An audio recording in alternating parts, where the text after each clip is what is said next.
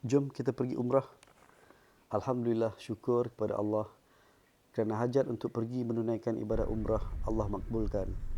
Setelah sekian lama bertangguh, akhirnya Allah jemput kami untuk mengerjakan umrah bersama dengan dua insan hebat yang saya sangat kagumi. Nak tahu siapa insan hebat tersebut? Siapa lagi kalau bukan penulis buku Ustazah Berbasikal ke Mekah. Banyak pengajaran yang boleh diambil dari buku tersebut. Antaranya ialah mengajar kita erti sabar dan meningkatkan kebergantungan diri kita kepada Allah Subhanahu Wa Taala.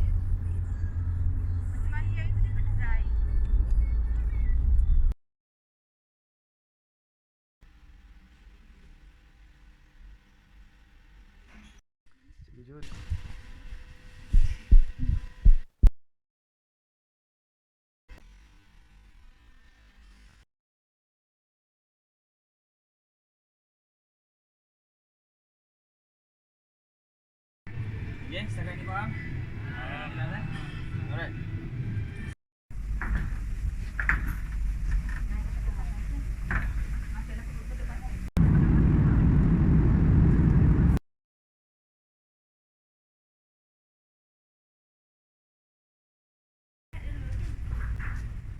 Okey, kalau dah Sarawak sekali punya je habis.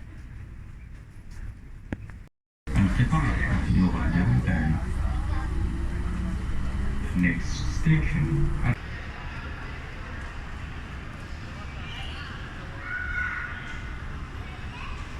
Jenis tangkap, ada jenis langgan. Betul kan? Kau jangan lupa.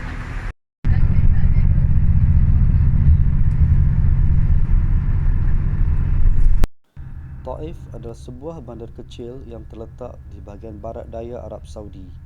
Bandar ini berkeluasan lebih kurang 800 km persegi pada ketinggian 1879 meter.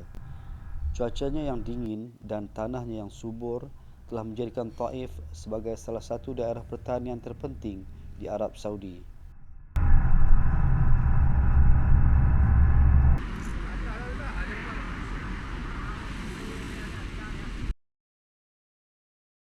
Very much alike.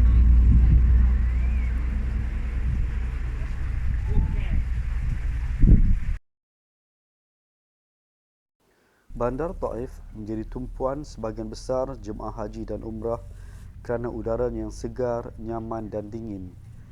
Taif terkenal dalam mengeluarkan buah-buahan segar seperti delima, anggur, stroberi, ceri dan buah zaitun. Selain daripada itu, Taif juga begitu popular dengan ladang bunga mawar dan madu.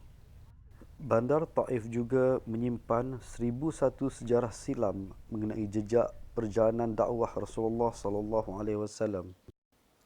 Lebih kurang 1400 tahun dahulu, iaitu 3 tahun sebelum hijrah Rasulullah SAW ke Madinah, Rasulullah melakukan perjalanan ke Taif bersama sahabatnya Zaid bin Harithah untuk berdakwah dan mendapat perlindungan politik disebabkan orang-orang Islam di Mekah mendapat tentangan yang sengit pada ketika itu. Perjalanan ini dilakukan tidak lama selepas kematian dua insan yang amat beliau sayangi dan juga tokoh yang disegani oleh musyrikin Mekah, iaitu isteri baginda Siti Khadijah dan bapa saudara baginda iaitu Abu Talib. Rasulullah SAW sekali lagi diuji oleh Allah apabila usaha dakwah baginda telah mendapat tentangan yang hebat daripada pembesar kabilah Thaqif, Bani Amru dan juga penduduk Thaqif.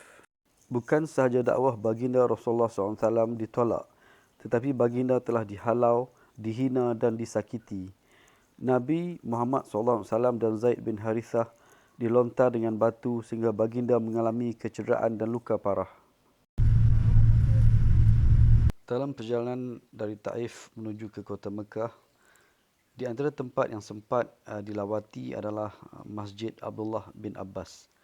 Masjid ini didirikan pada tahun 592 Hijrah. Abdullah bin Abbas atau lebih dikenali sebagai Ibnu Abbas adalah sepupu kepada baginda Rasulullah SAW. Beliau juga adalah seorang daripada sahabat Nabi yang banyak meriwayatkan hadis selain daripada Abdullah bin Umar, Abu Hurairah, Anas bin Malik, Jabir bin Abdullah, Sa'id Al-Qudri dan Siti Aisyah. Ibnu Abbas lahir 3 tahun sebelum hijrah. Ia hidup bersama Rasulullah dan belajar secara langsung daripada baginda Rasulullah SAW.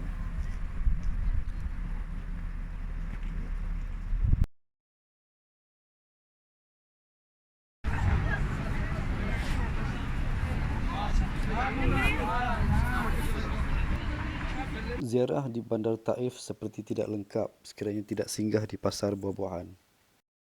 Terdapat pelbagai jenis buah-buahan segar di sini yang diambil terus dari ladang. Bagi menyantuni permintaan anak-anak, sempat juga membeli 3 jenis buah, iaitu buah anggur, buah ceri dan buah stroberi. Rasanya sungguh enak dan manis. Bandar Taif sebenarnya mempunyai banyak tempat-tempat yang menarik untuk dilawati.